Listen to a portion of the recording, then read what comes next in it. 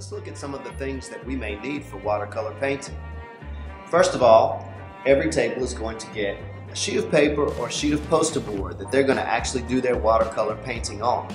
If you're working with poster board, make sure that you do not paint on the side of the poster board that has an X on it.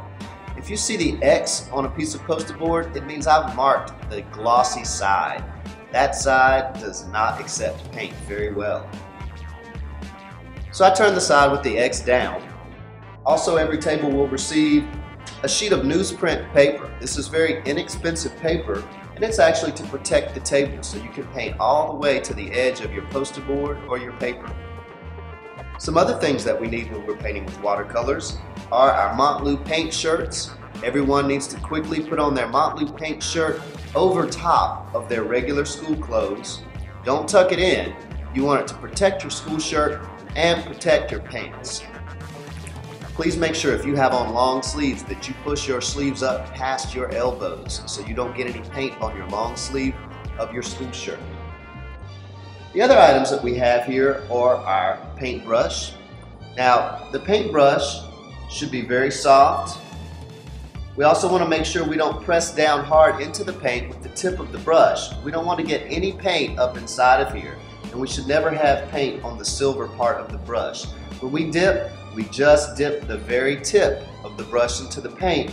And when you do paint, make sure you paint very softly.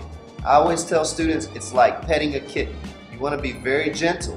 Don't press down hard into the paint or hard on your paper like this so that the bristles go sticking straight out from the base of the silver tip. That makes for a very unhappy brush, and you won't get good results when you're painting. The other items that you'll need on your table for watercolor painting include a tray. That's to lay your brush down on and to collect any spills. You'll need water. A paper towel on your tray will help you block water or take off the excess water, and also to clean your brush. Then of course you have a set of watercolor paints. A couple of things that you should note about watercolor paints. When you get them, they're usually dry. In other words, when you try to get paint off of it, you can't get any paint until you add water. Also, you should know that you do not mix watercolor paints in the tray. Any mixing happens on your paper. Please do not mix watercolor paints in the tray. When painting with watercolors, if you know that you're going to need a lighter color like yellow or orange, I suggest you use that first. Wait to add black or brown until towards the end. If you begin mixing those dark colors on your paper early on, it will be difficult to have light colors in your painting. When I'm painting with watercolor paints, and I'm going to do some example paintings very quickly, I wet my brush, then I rub some paint. Notice how I do it very gently. I'm not pressing down hard with the brush. I'm rubbing very gently.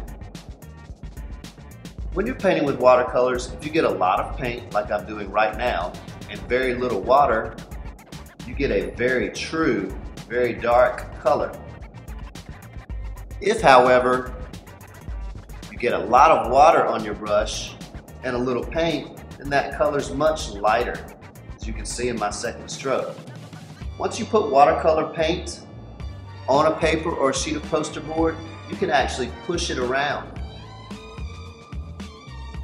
And that's how we blend color, by pushing. Let me change colors. I'm going to rinse my brush, blot it on the paper to wipe off the yellow, get a little more water on my brush. This time I'm going to use some red. See if I can mix this yellow and red together on my paper. Notice I hold my paintbrush just like I hold a pencil, so I have good control. Now that I've put the red on my paper, let's see if I can push that yellow and red together. You'll see the two colors start to mix as I bring over a little bit of red and try to push some more yellow into it. There's still water in that yellow, and you can see sort of a pooling reaction happen. In this case, I would probably need to add some more yellow if I'm trying to make orange.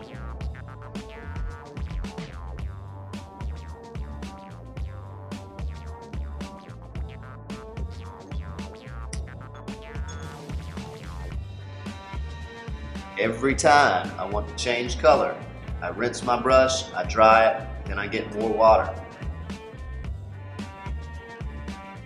Notice because I rinsed my brush very well, I don't get any red into my yellow cake paint. Again, I want to push those around and mix them a little bit so I can make secondary color orange from these two primary colors, yellow and red. So any mixing with watercolor paint should always happen on your paper, not in the tray of paint. Rinse, blot, dip, and repeat. Hope you enjoy painting with watercolor paints.